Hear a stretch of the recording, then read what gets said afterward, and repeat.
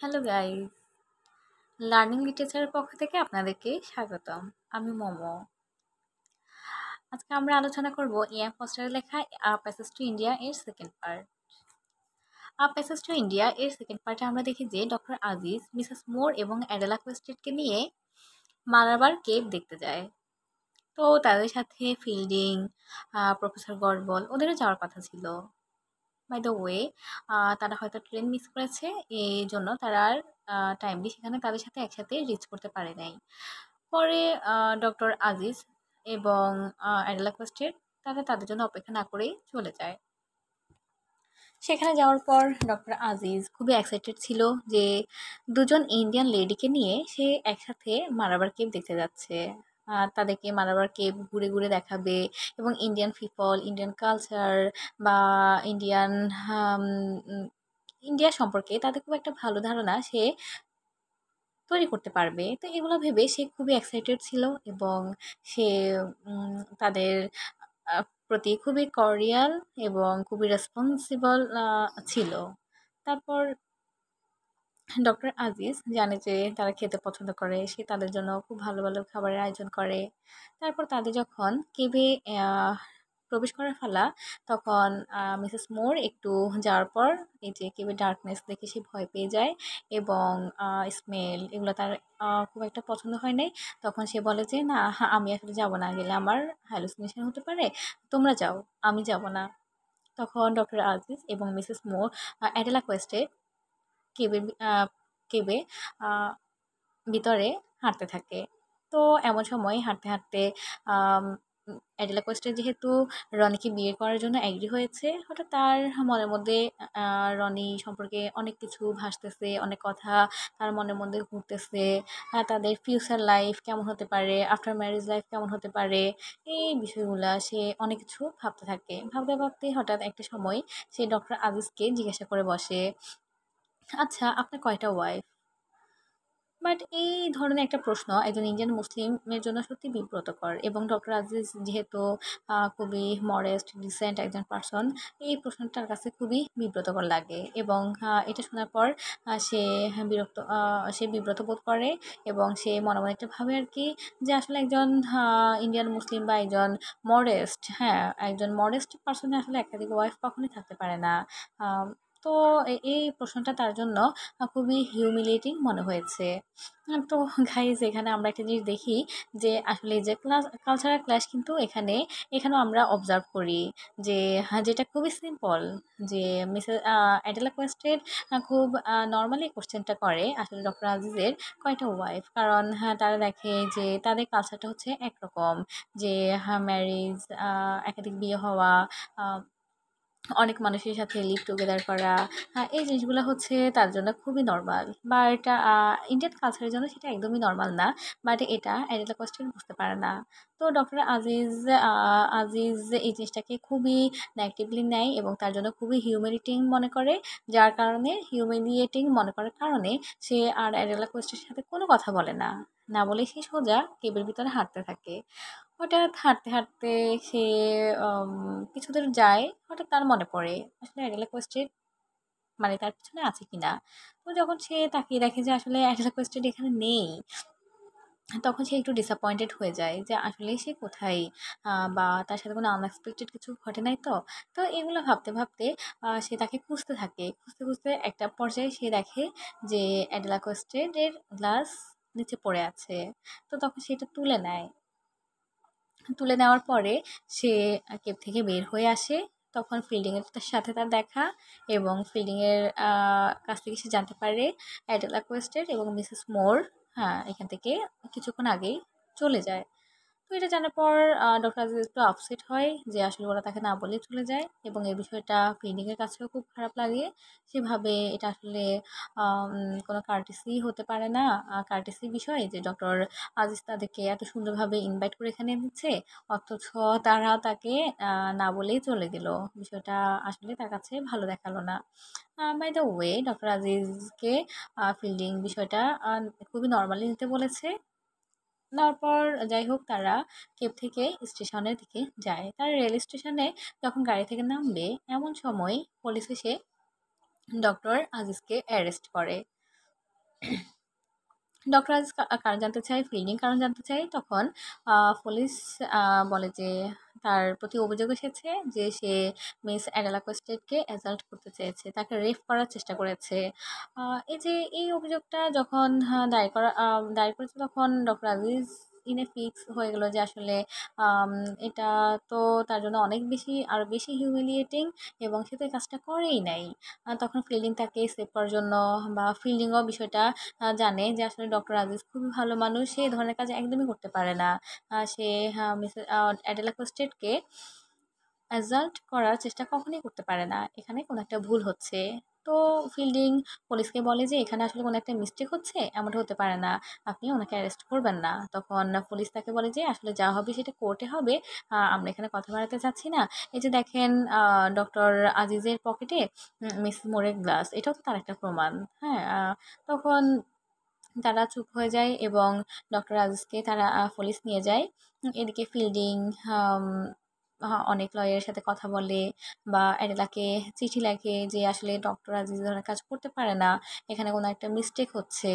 আমার সম্পূর্ণ ধারণা এখানে কোনো একটা মিস্টেক হচ্ছে, এবং ডক্টর আজিজ দেখা গেছে সে শেষ পর্যন্ত নির্দোষী প্রমাণ হবে। যদিও এখন তার জন্য বিষয়গুলো খুবই হিউমিলিয়েটিং হচ্ছে, হ্যারাসমেন্ট হ্যারাসিং হচ্ছে, বাট আলটিমেটলি আসলে সে নির্দোষী প্রমাণ হবে। তো এই বিশেষটা ফিল্ডিংয়ের মধ্যে ছিল।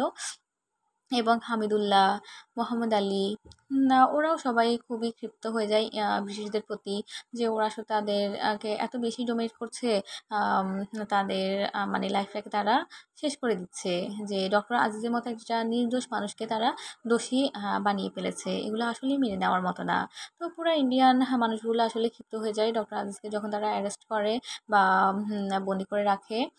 তো এই বিষয়গুলো নিয়ে তাদের অনেক ক্ষোভ থাকে। এদিকে হুম, ব্রিটিশ কমিউনিটি যারা ছিল, তারা সবাই আম, উম, অ্যাডেলা কোস্টেডের জন্য খুব সিম্প্যাথি প্রকাশ করে, যে আসলে অ্যাডেলা কোস্টেড, হ্যাঁ, একজন ব্রিটিশ লেডি, যে কিনা এই স্যাবেজ রাস্টিক আনকালচার্ড, হ্যাঁ, একটা ইন্ডিয়ান পিপল ডক্টর আজিজের ধারা অ্যাজাল্ট হলো, বা ডক্টর আজিজ তাকে অ্যাজাল্ট করতে চেয়েছে। হ্যাঁ, সে অ্যাডেলা কোস্টের একটা ভিকটিম। হ্যাঁ, তো এই যে এভাবে সময় গড়ায়, এখন অ্যাডেলা কোস্টেড খুবই ভাবনা চিন্তায় পড়ে যায়।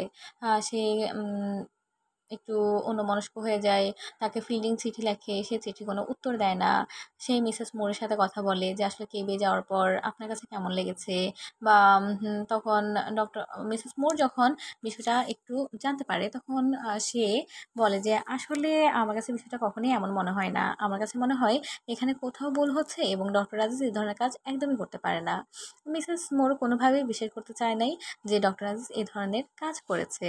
তখন রনি হিসলপ যখন কোর্টে রায় দেওয়ার সময় এসেছে, বা অ্যাডেলা কোস্টেটকে কোর্টে গিয়ে বলতে হবে, তখন তারা ব্রিটিশ কমিটি সবাই অ্যাডেলা কোস্টেটকে খুব শিখাচ্ছে যে তোমাকে এভাবে বলতে হবে, ওইভাবে বলতে হবে, স্ট্রং থাকতে হবে, হ্যাঁ, যা ঘটেছে সেদিন তাই বলতে হবে। এখানে কারণ উম, আমরা এখানে যদি হেরে যাই তাহলে আমাদের সুপারিটি আর থাকবে না, হ্যাঁ, আমাদেরকে এখানে জিততেই হবে। তো এদিকে এবং যেহেতু রনি হিসলাপ দেখতে পায় যে তার মা মিসেস মোর ডক্টর আজিজের পক্ষ নিয়ে কথা বলছে, এবং ডক্টর মিসেস মোরও সেদিন মারাবার কেবে ছিল। সো সে আম, এই ব্যাপারে একটু সাসপেক্টেড হয়ে যায় যে হয়তো মিসেস মোরের আম, কোনো একটা রায়ে বা সাক্ষ্যতে হয়তো ডক্টর আজিজ মুক্তি পেয়ে যেতে পারে। এই ভয়ে সে তার মা মিসেস মোরকে ইংল্যান্ড পাঠিয়ে দেয়। বাট আনফর্চুনেটলি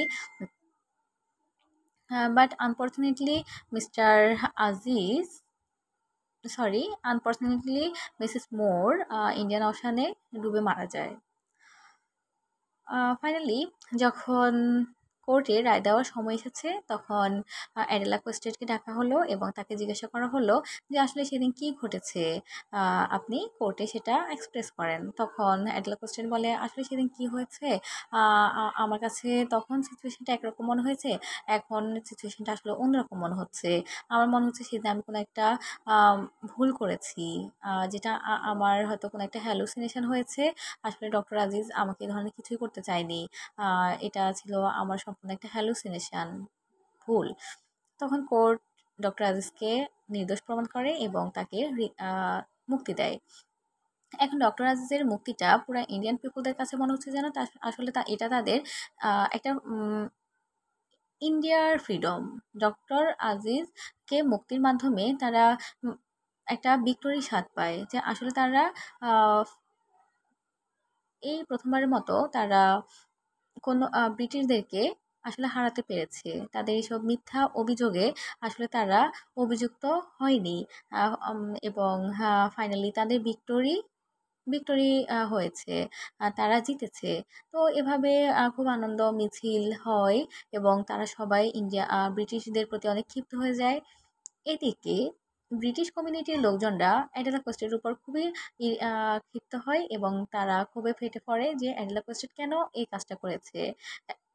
অ্যাডেলা কোস্টেড এটা করে তাদের অনেক ক্ষতি করেছে, তাদের সুপেরিয়রিটি নষ্ট করেছে এবং সে এটাতে তাদের উম হ্যাঁ, সুপেরিয়রিটি নষ্ট করেছে। এজন্য তারা খুবই ক্ষিপ্ত হয় অ্যাডেলা কোস্টেডের প্রতি এবং তার প্রতি সবাই ক্ষিপ্ত হয়ে তার দিকে তেড়ে আসে। তো এই যে তাকে সেফটি দিতে ফিল্ডিং তাকে কি করে তার কলেজের অফিসে থাকতে দেয়।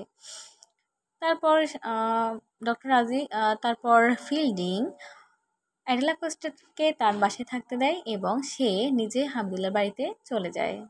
তো এভাবে কিছুদিন থাকার পর এদিকে ডক্টর আজিজ ফিল্ডিংয়ের সাথে যখন তার কথা হয় তখন সে বলে যে না, অ্যাডেলা কোস্টা যখন আমাকে মিথ্যা অভিযোগে অভিযুক্ত করেছে তখন এখন যখন আমি নির্দোষ প্রমাণিত হলাম, সো আমি এর ক্ষতিপূরণ চাই।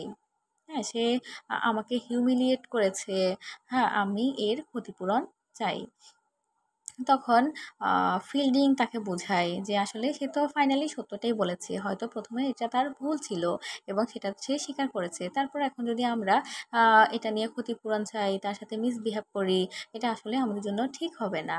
তখন ডক্টর আজিজ সেটা মেনে নেয়। বাট কিছুদিন পরে ডক্টর আজিজ যখন জানতে পারে যে ফিল্ডিং এবং অ্যাডলা কোস্টেড গোপনে ইন্ডিয়া চলে যায়, তখন সে ফিল্ডিংয়ের প্রতি খুব ক্ষিপ্ত হয়ে ওঠে। যে তার কাছে মনে হলো যেন ফিল্ডিং গোপনে অ্যাডেলা কোস্টেডকে বিয়ে করবে। তারপর ফিল্ডিং তাকে ইংল্যান্ড যাওয়ার পর তাকে চিঠি লেখে। অ্যাডেলা কোস্টেডটা তাকে চিঠি লিখেছে, বাট সে কোনো চিঠি রেসপন্স করেনি। সে টোটালি তাদেরকে তার এনিমি ভাবা শুরু করে দিয়েছে। তারপর এবং ডক্টর আজিজ কি করলো, এই চন্দ্রপুর ছেড়ে সে মাওতে চলে যায় এবং সে এটা ভাবে যে না, চন্দ্রপুর সে আর থাকবে না। দরকার হলে সে একটা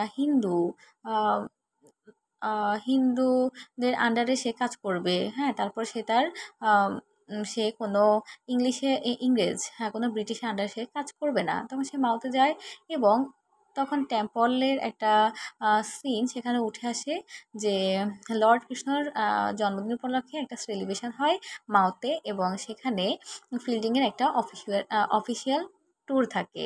তো ফিল্ডিং তার অফিসিয়াল ট্যুরে তার ফ্যামিলি নিয়ে এখানে আসে এবং পার্সোনালি সেখানে ডক্টর আজিজের সাথে তার দেখা হয়ে যায়। তখন ফিল্ডিং আগের মতোই তার সাথে কথা জমাতে চায়, কিন্তু ডক্টর আজিজ আর তার সাথে কথা জমাতে চায় না। তার একটা কথা যে আসলে আমরা ইন্ডিয়ান, আপনারা ব্রিটিশ। আসলে ব্রিটিশ এবং ইন্ডিয়ানদের মধ্যে আসলে বন্ধুত্ব পসিবল না। সো আমাদের ডিসট্যান্সটাই ভালো। তো দেখা যাচ্ছে যে এভাবে ডক্টর আজিজ এবং ফিল্ডিংয়ের মধ্যে একটা ডিসটেন্স তৈরি হয়ে যায়। এদিকে ডক্টর এদিকে ফিল্ডিং ডক্টর আজিজ এটাও জানতে পারে যে ফিল্ডিং অ্যাডেলা কোস্টেডকে বিয়ে করে নাই, সে বিয়ে করেছে মিসেস মোরের মেয়ে স্টিলাকে। কিন্তু তারপরেও ডক্টর আজিজ খুব একটা স্যাটিসফাইড হয় নাই। তার যে ক্ষোভ, সে ক্ষোভই থেকে গেছে, কারণ সে কোনো ব্রিটিশদেরকে আর বন্ধু ভাবতে রাজি না। তারপর হঠাৎ আম দেখা যাচ্ছে যে রাল্ফ আ রাল্ফ মোর মিসেস স্টিলার মিসেস মোরের ছেলে সে তাকে একটা মৌমাছির কামড় দেয়। সে ব্যথায় যন্ত্রণায় খুব সাফার করতেছে। তখন ডক্টর আজিজ তাকে হেল্প করে এবং হেল্প করতে তার ব্যথা উপশম করার জন্য সেখানে অয়েন্টমেন্ট এপ্লাই করে। পরে ডক্টর আজিজ তাকে বলে যে আসলে আমি এই অয়েন্টমেন্টটা এপ্লাই করতেছি জাস্ট ব্যথা উপশম করার জন্য তোমাকে হেল্প করছি, কিন্তু এর অর্থ এই না যে আমি তোমার ফ্রেন্ড হতে চাই, আমি জাস্ট তোমার হেল্প করতেছি। তারপর সে আবার বলে যে তোমার মা মিসেস মোর সে আসলে অনেক ওয়ান্ডারফুল লেডি, আমার দেখা সবচেয়ে চমৎকার মহিলা উনি, আমি তাকে সব সময় পছন্দ করি, এবং আমার যদি পৃথিবীতে কোনো আহ, ভালো কোনো ফ্রেন্ড থেকে থাকে তাহলে সেটা হচ্ছে তিনি। কারণ তার কাছ থেকে সে অনেক অ্যাফেকশন পেয়েছে, বা অনেক তাকে সে অনেক পছন্দ করেছে। তারপর এভাবে এগুলা বলা শেষে পরে সেলিব্রেশনে একটা রাইড হয়, যে বোটে করে। তখন এই যে নৌকায় করে যখন তাদের রাইড হয়, তখন ডক্টর আজিজ একটা নৌকায় বসে, এবং ফিল্ডিং এবং স্টেলা তারা অন্য আরেকটা নৌকায় বসে। হঠাৎ দেখা যাচ্ছে যে ডক্টর আজিজের নৌকার সাথে ফিল্ডিংয়ের নৌকার একটা ধাক্কা লেগে যায়, নৌকার সাথে একটা ধাক্কা লাগে, এবং সেখানে ডক্টর আজিজ এবং ফিল্ডিং এর সাথে আবার দেখা হয়ে যায়। তখন ডক্টর ফিল্ডিং আবার ডক্টর আজিজের সাথে কথা বলতে চায়, বলে যে আমরা তো এখন আমরা আসলে আমরা কি এখন আগের মতো না, যে আমরা তো সেই আগের মানুষগুলোই। হ্যাঁ, আমাদের মধ্যে আগে তো ফ্রেন্ডশিপ ছিল, তাহলে এখন কেন ফ্রেন্ডশিপ নাই, আমরা কেন আগের মতো মানে আমাদের বন্ধুত্বটা বজায় রাখতে পারছি না। তখন ডক্টর আজিজ বলে, আসলে আমার কাছে মনে হয় কি, যদি এই রাইডে যতগুলা ব্রিটিশ আছে তারা সবাই ডুবে মারা যায়, সবাই ডুবে যায়, তখন ফ্রেন্ডশিপ হতে হতে পারে। অথবা যদি আমাদের ইন্ডিয়া থেকে প্রত্যেকটা ব্রিটিশ, হ্যাঁ, চলে যায়, ইভেন একটা ব্রিটিশ যদি আমাদের ইন্ডিয়াতে না থাকে, এবং তখন বন্ধুত্বটা আসলে সম্ভব হবে। অর্থাৎ সে আরো বলে যে যতদিন না আমাদের ইন্ডিয়া স্বাধীন হবে, ইন্ডিয়া স্বাধীন হবে, যতদিন না আমাদের ইন্ডিয়াতে একটা ব্রিটিশ, হ্যাঁ, একজন ব্রিটিশ না থাকবে, ততদিন পর্যন্ত আসলে, সরি, ডক্টর আজিজ তখন এটা বলে যে আসলে যতদিন পর্যন্ত ইন্ডিয়া স্বাধীন না হবে, ইন্ডিয়া এবং ব্রিটিশ দুইটা আলাদা জাতি হবে, এবং ইন্ডিয়াতে কোনো ব্রিটিশ থাকবে না, অনলি সেদিনই ব্রিটিশ এবং ইন্ডিয়ানদের মধ্যে বন্ধুত্ব সম্ভব, এর আগে কখনোই বন্ধুত্ব সম্ভব না। এটা বলে সে তার কথা শেষ করে, এবং আমরা দেখি যে আমাদের রাইটার ইয়াং ফোস্টার যে ডোমিনেটিং কোশ্চেনটা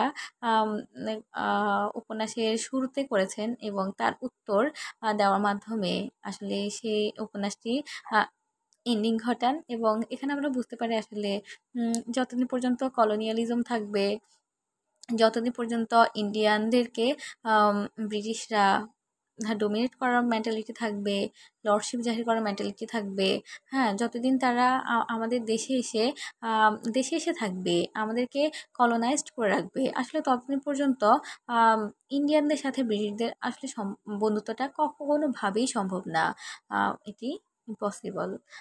এটাই আর কি আমাদের গল্পের আম, শেষ এন্ডিং। সো ভালো থাকবেন, আল্লাহ হাফিজ।